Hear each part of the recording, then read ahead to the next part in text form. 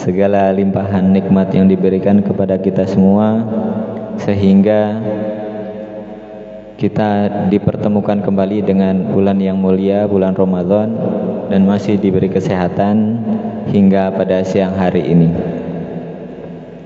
Salawat beriring salam tak lupa kita aturkan kepada junjungan kita Nabi Muhammad sallallahu alaihi wasallam, yang sama-sama kita nantikan syafaatnya di yaumil akhir nanti. Hadirin jamaah salat zuhur yang dirahmati Allah, mengisi kegiatan Ramadan pada tahun ini kita menjalankan rutinitas kita seperti biasa. Ba'da zuhur kita adakan kultum zuhur, yang pada hari ini alhamdulillah Ustadz kita telah berada bersama kita, Al-Ustadz Syukron. Mudah-mudahan kita bisa mengambil ibrah dari apa yang beliau sampaikan nanti, dan apabila nanti ada yang ingin mengajukan pertanyaan, kami persilakan juga. Tanpa memperpanjang mukadimah, langsung saja kita waktu dan tempat kita berikan kepada Al-Ustadz. Kepada Al-Ustadz kami persilakan.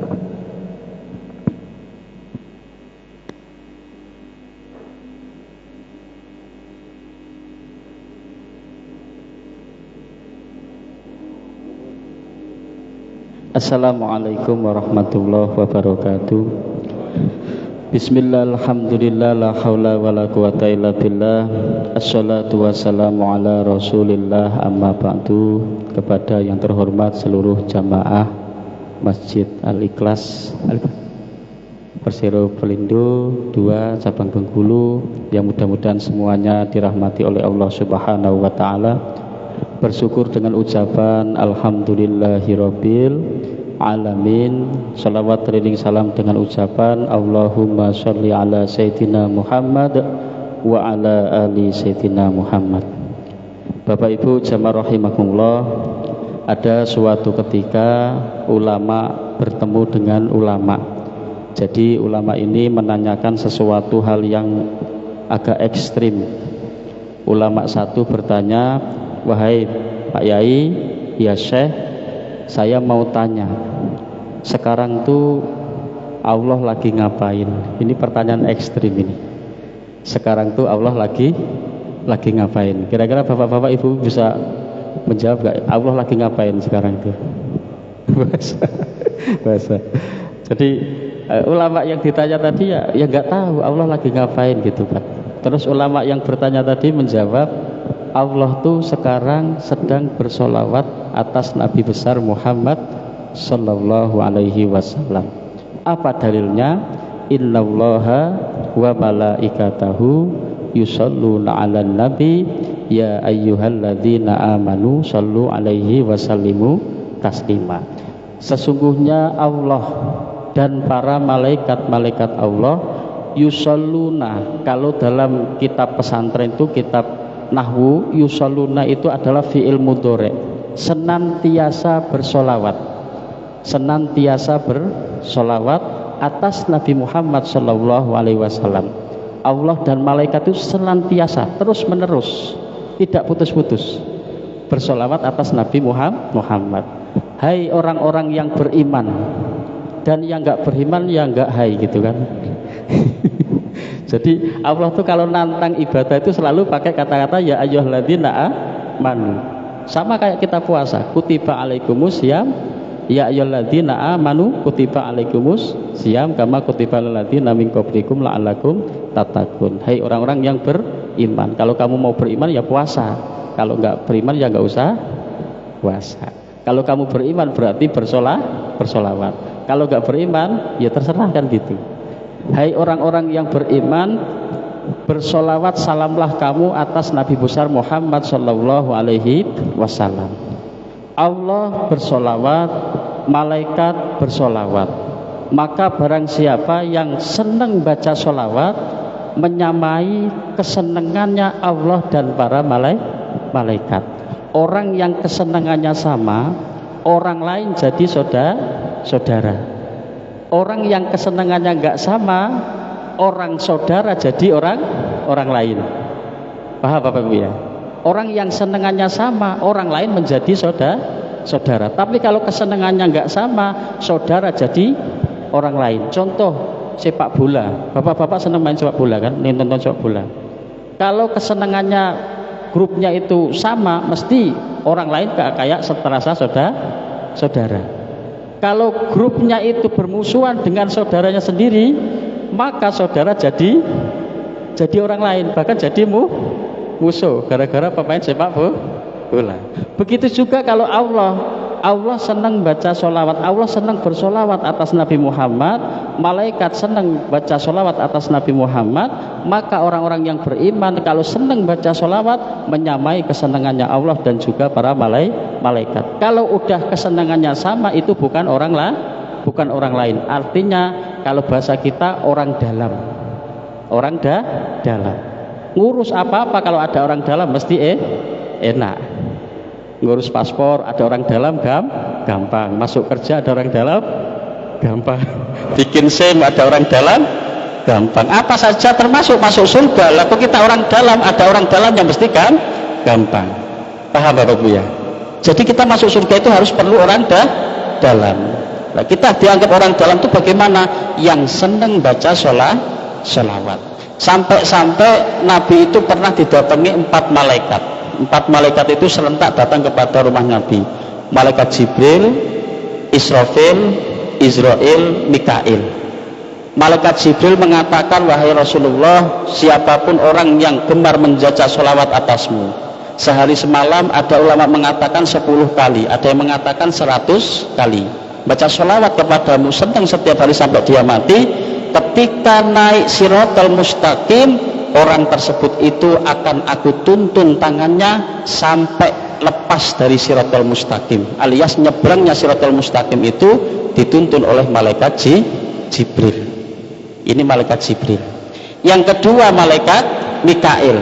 Wahai Rasulullah, siapapun dari umatmu yang senang baca sholawat atasmu 10 bahkan 100 kali per hari, maka dia itu ketika nanti dia yaumil mahsyar yang panasnya luar biasa, matahari cuma 1 jengkal, maka aku akan ambilkan air telagamu, akan kuberi minum dia. Sekali 1 teguk minum dari air telaganya Nabi, tidak akan haus selama-lamanya.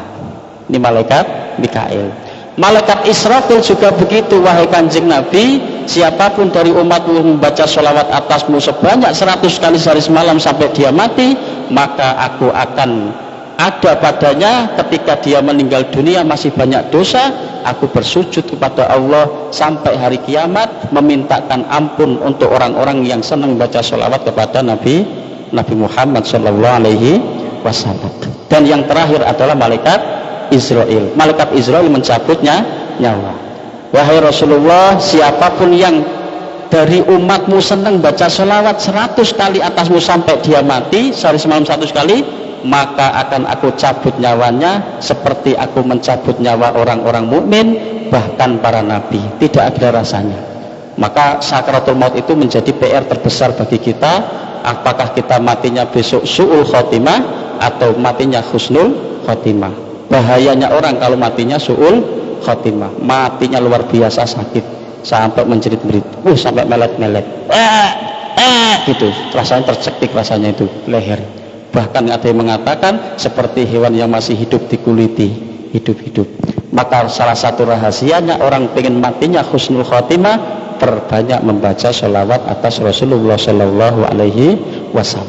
Bahkan Nabi mengatakan begini Bapak Ibu, man nasiya sholatan alayya faqad akhta'a tariqal jannah. Barang siapa yang ahli ibadah, dia ngaji sregep, sholat sunnah sregep, zikir sregep, tapi dia nggak mau membaca sholawat atasku, kata Nabi, faqad akhta'a tariqal jannah, maka sungguh orang tersebut itu salah milih jalan menuju surganya Allah.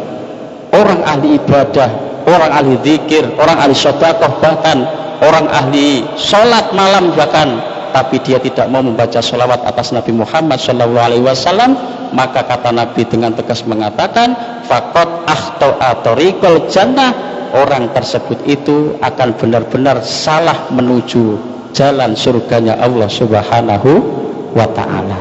Ini urusan akhirat. Terus kalau urusan dunia bagaimana? Apa bisa dunia kita sholawati? Kata Nabi di dalam satu hadis, ini sengaja saya bawakan kitab, namanya kitab Dalailul Khairat. Ini kitab kumpulan sholawat. Jadi ada bacaan sholawat segini tebalnya, tapi dibagi. Setiap hari ada sholawat masing-masing. Ini amaliyah orang-orang pesantren biasanya Bapak Iya.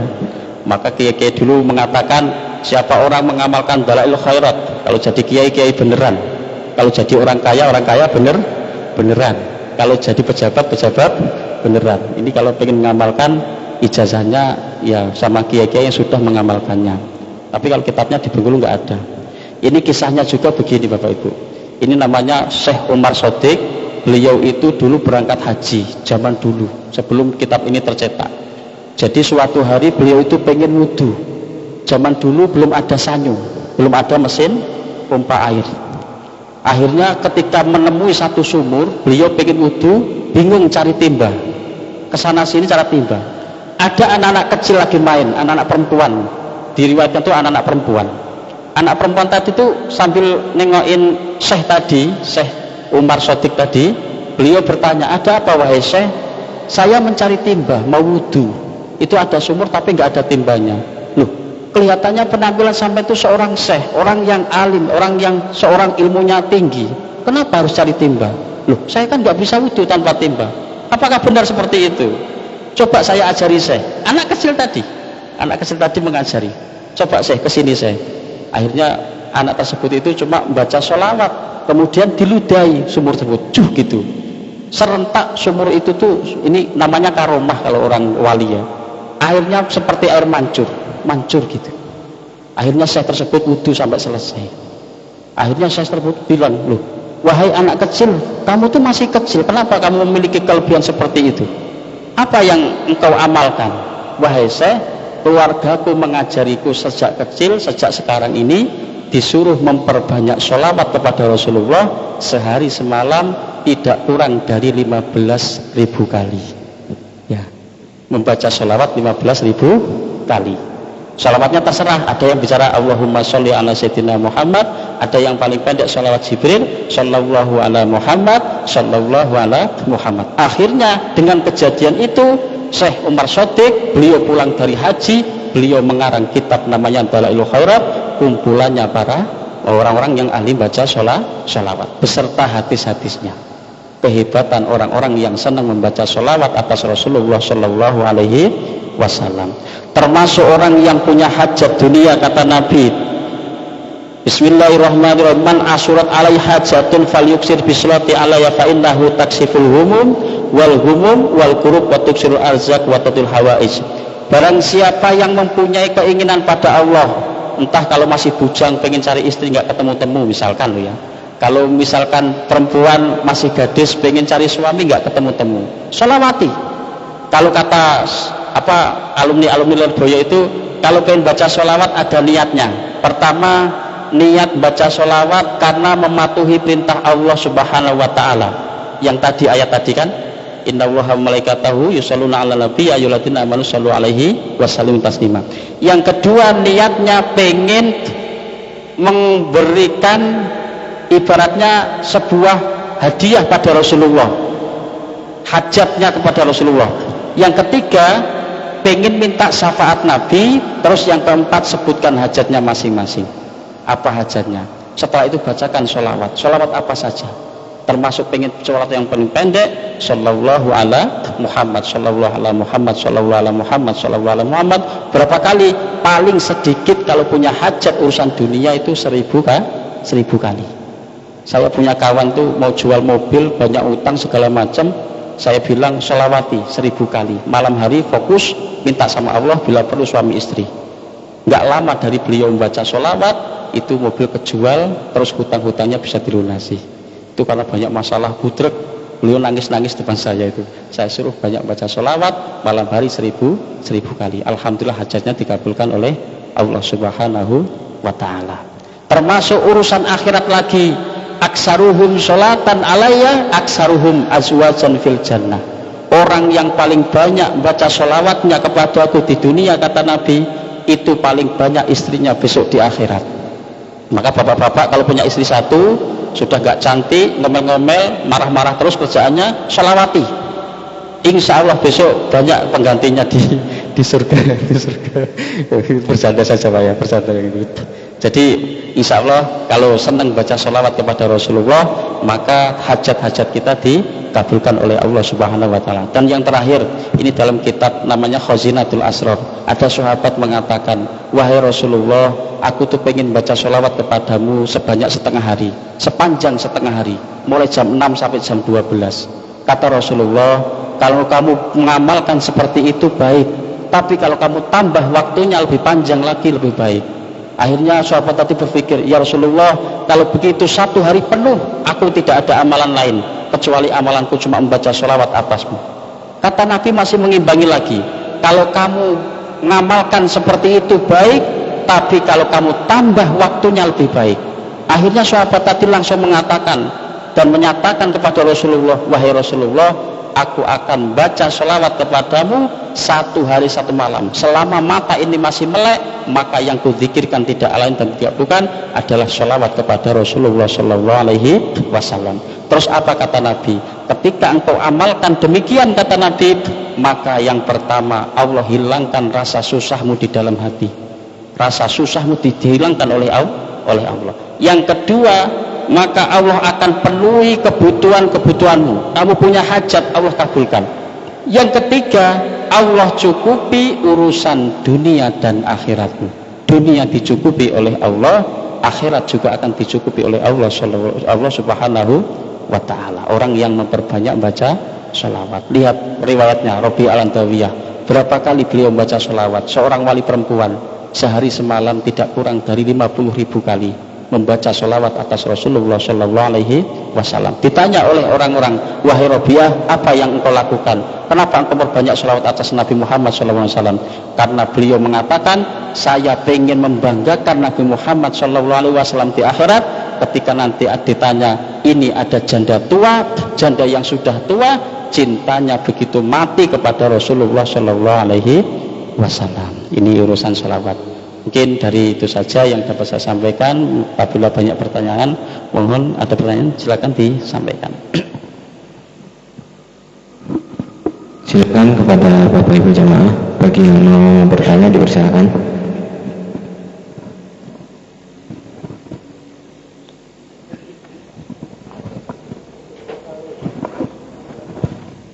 Assalamualaikum warahmatullahi wabarakatuh. Izin bertanya Pak Ustadz, tentang fenomena di media sosial nih Pak Ustadz. Pernah saya lihat seorang habib menceritakan bahwa mayat itu nanti kalau ditanya mungkar nangkir gitu, nggak usah jawab, kata dia gitu. Ada Habib Zindan kalau nggak salah nama dia. Habib Zindan ngirim pesan lewat surat, ditaruh di belakang mayat itu Ustaz. Jadi fenomena itu banyak gitu beredar di media sosial yang akhirnya menciptakan citra buruk kepada habaib Pak Ustaz. Padahal kita dianjurkan narahan diwajibkan untuk mencintai habaib jalur nasabnya keluarga Nabi Muhammad SAW gitu. Dengan adanya fenomena itu, jadi orang-orang awam pun jadi menghindar gitu Pak Ustaz tentang cerita-cerita seperti itu. Jadi ceritanya tukang bubur itu langganan Habib itu kan, saat meninggal berpesan Habib ini jangan jawab nangkir kayak gitu, kayak bertentangan sama dengan dalil Ustaz. Terima kasih Ustaz. Assalamualaikum warahmatullahi wabarakatuh. Waalaikumsalam warahmatullahi wabarakatuh. Terima kasih Pak. Jadi ini memang masalah kelebihan ya. Kelebihan itu namanya kalau seorang wali adalah karomah. Kalau nabi mukjizat. Kalau kita orang awam tiba-tiba mengamalkan satu amalan, mempunyai satu kelebihan, itu namanya maunah, pertolongan dari Allah. Nah, kalau ada seorang ulama misalkan memang seperti itu sebenarnya tidak boleh disampaikan depan umum, banyak problematika. Tapi kalau dikaitkan satu hadis begini Bapak Ibu, ada satu hadis begini, saya hafal hadisnya. Man jaa ajaluhu wa huwa yatlubul ilma lam yakun bainahu wa bainan nabiyyin illa darajatan nubuwah. Barang siapa yang telah hadir ajalnya, telah datang kematiannya, dia sedang senang menuntut ilmu, adalah murid seorang guru, seorang kiai, seorang ulama, boleh jadi seorang habib, tapi habib yang asli, bukan habib KW. Habib yang asli ya, karena yang jadi masalah itu bukan habib yang asli, jadi yang KW-KW yang ngaku-ngaku habib itu bagaimana? Dia akan mati ketika besok berkumpul tidak ada derajat para nabi dan dirinya itu satu sama orang yang senang menuntut ilmu. Ini derajatnya orang yang menuntut ilmu, yang mempurai seorang guru, dan yang guru itu benar-benar selamat. Guru yang selamat, maksudnya guru yang selamat bagaimana? Guru yang selamat benar-benar insya Allah dapat syafaatnya Rasulullah Shallallahu Alaihi Wasallam. Nah, makanya itu termasuk salah satu karangan ya, cerita, tapi cerita itu tuh boleh kita percayai, boleh tidak.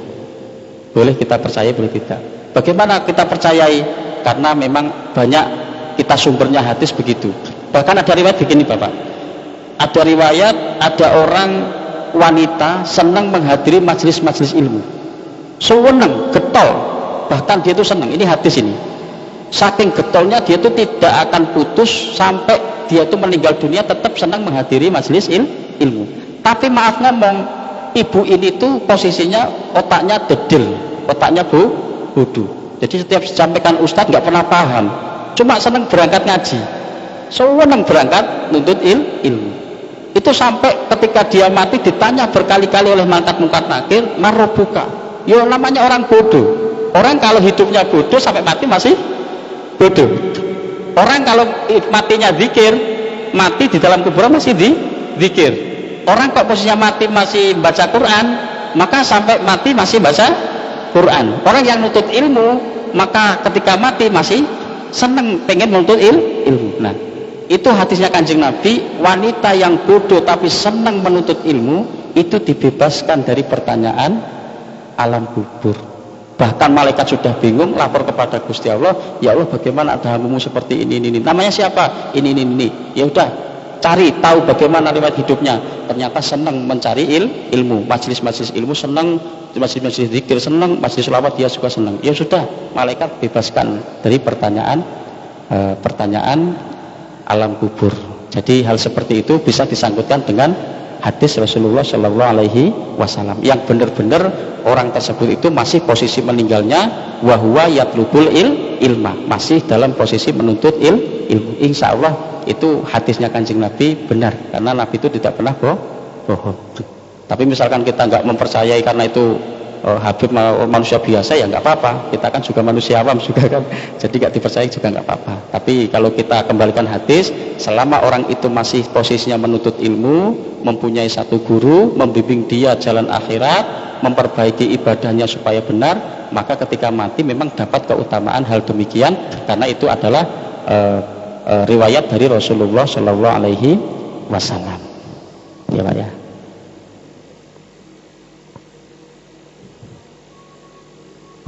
Ada lagi Bapak Ibu yang mau bertanya?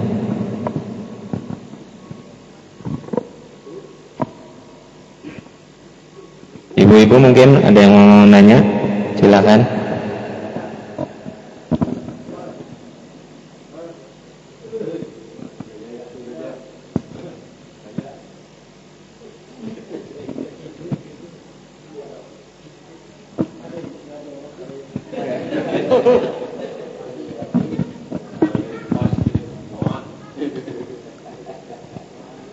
Cukup? Udah paham semua kayaknya Ustaz. Ya, tidur siang ya, udah. Yang terakhir ini saya mau sampaikan Bapak Ibu ya, terakhir ini ya, masalah puasa. Jadi memang di kitab ada begini. Kita memang misalkan ada orang yang kerja berat, kuli, ngecor atau nyangkul, angkat batu. Itu bagaimana kita kalau nggak puasa? Sebenarnya jangan bilang nggak puasa, kita niati dulu, kita sahur dulu, kita niati dulu untuk puasa. Nanti ketika bekerja sudah kelelahan, nggak kuat, benar-benar mau pingsan, kata ulama boleh dibatalkan, tapi dikodok, boleh dibatalkan. Itu nggak dapat dosa, karena kerjaannya memang berat. Yang jadi masalah itu kadang dari awal sudah gak lihat puasa. Besok mau kerja kuli bangunan nggak usah puasa. Nah itu niatnya memang sudah dosa itu. Sudah dosa, nantang Gusti Allah itu namanya. Pokoknya diniati dulu, makan, sahur, ikut niat, nanti puasa tetap ketika sudah kerja kok memang nggak kuat boleh dibatalkan. Kemarin ada orang tanya sama saya, ada orang panen padi tapi sebelum panen sudah disediakan sarapan. Itu yang salah. Jangan sediakan sarapan dulu tapi sudah siap masakannya. Nanti kalau ketika sudah panen padi kok nggak kuat, pengen pingsan, baru kasih makan. Lah gimana kalau sudah pingsan? Nggak apa-apa, kasih makan aja. Tapi nggak usah dari awal kita memang nggak puasa. Itu yang dosa seperti itu. Jadi Ramadan itu harus hati-hati, karena dosa di bulan Ramadan ini bisa melebur ketika kita bertemu Ramadan selanjutnya. Nah kalau nggak ketemu Ramadan selanjutnya, dosa ini paling besar kita lakukan di bulan suci Ramadan. Termasuk apa? Meninggalkan dengan sengaja tanpa udzur apapun, yaitu tidak puasa di bulan suci Ramadan. Mari kita berdoa pada Allah Subhanahu wa taala. Intinya dari kajian ini adalah kita tambah amalan kita, memperbanyak sholawat atas Rasulullah Shallallahu Alaihi Wasallam. Barang siapa yang baca sholawat 1000 kali, mau istiqomah 1000 kali, dia tidak akan mati kecuali dia sudah melihat tempatnya di surganya Allah Subhanahu wa taala. Insya Allah orang yang ahli baca sholawat akan dekat dengan Rasulullah, dekat dengan Allah Subhanahu wa taala. Al-Fatihah. A'udzubillahi minasyaitonirrajim. Bismillahirrahmanirrahim. Alhamdulillahirabbil alamin arrahmanirrahim maliki yaumiddin. Iyyaka na'budu wa iyyaka nasta'in ihdinas siratal mustaqim siratal ladzina an'amta 'alaihim ghairil maghdubi 'alaihim waladdallin. Amin. Allahumma shalli 'ala sayyidina Muhammad wa 'ala ali sayyidina Muhammad wa barik wa sallim walhamdulillahirabbil alamin. Hamdan na'imin hamdan syakirin hamdan yuafi ni'amahu wa yukafi mazida. Ya Rabbana lakal hamdu kama yanbaghi li jalali wajhikal karim wa 'azimi sultanik. Allahumma shalli 'ala sayyidina Muhammadin tibbil qulubi wa tawaiha wa afiyatil abdan wa shifaiha wa nuril absari wa daiha wa alihi washabihi wasallim. Allahumma asina akibatana fil umuri kulliha wa ajirna min hizyid dunya wa adzabil akhirah. Allahumma taqabbal minna salatana wa siyamana wa qiyamana wa ruku'ana wa sujudana wa tamim taksirana ya Allah ya rabbal alamin. Allahumma innaka afun karim tuhibbul afwa fa'fu anna ya karim. Asyhadu an la ilaha illallah astaghfirullah nas'aluka ridhaka wal jannah wa na'udzubika min sakhatika wan nar. Rabbana hab lana min azwajina wa dhurriyyatina qurrata a'yunin waj'alna lil muttaqina imama. Rabbana atina fid dunya hasanatan wa fil akhirati hasanatan wa qina adzabannar.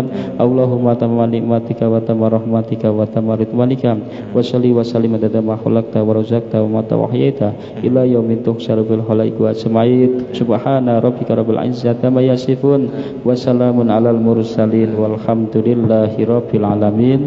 Kurang lebihnya mohon maaf. Ihdinas siratal mustaqim. Assalamualaikum warahmatullahi wabarakatuh. Waalaikumsalam warahmatullahi wabarakatuh.